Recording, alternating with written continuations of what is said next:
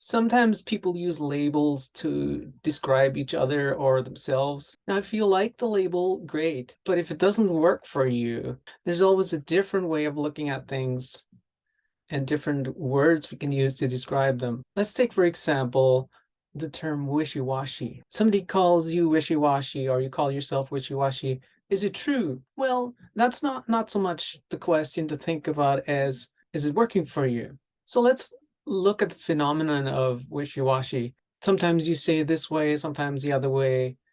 And what's really going on? Isn't it because one part of you wants to do the one thing and the other part wants to do the other? Sometimes you're connected to the one part and sometimes to the other. So what would you really like to have happening? What if those both parts could actually work together to achieve the same result?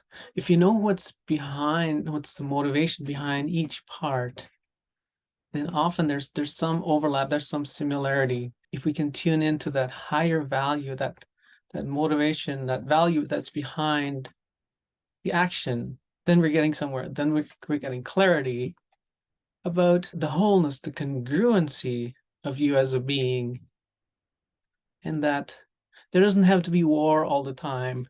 If both parts understand each other, understand their similarity, their common interest, that's when things can start to harmonize and you can begin to flow, constantly in tune with your values and knowing what you need to do to honor those values and to achieve the result that you want. Now, that may seem as a big task, but a good place to start is to observe yourself throughout the day and do journaling, maybe in the morning and or at night, and write down those moments where you notice that incongruence, that wishy-washiness, and notice what was going on underneath. What was your motivation when you wanted to go this way?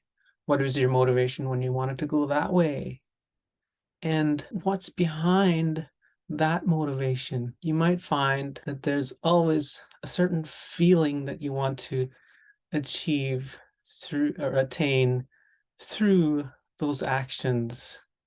And once you know what that feeling is, then your mind will be able to open up so that you can see multiple options for achieving that very same result. So much success to you in your self-observation and in determining your deepest values.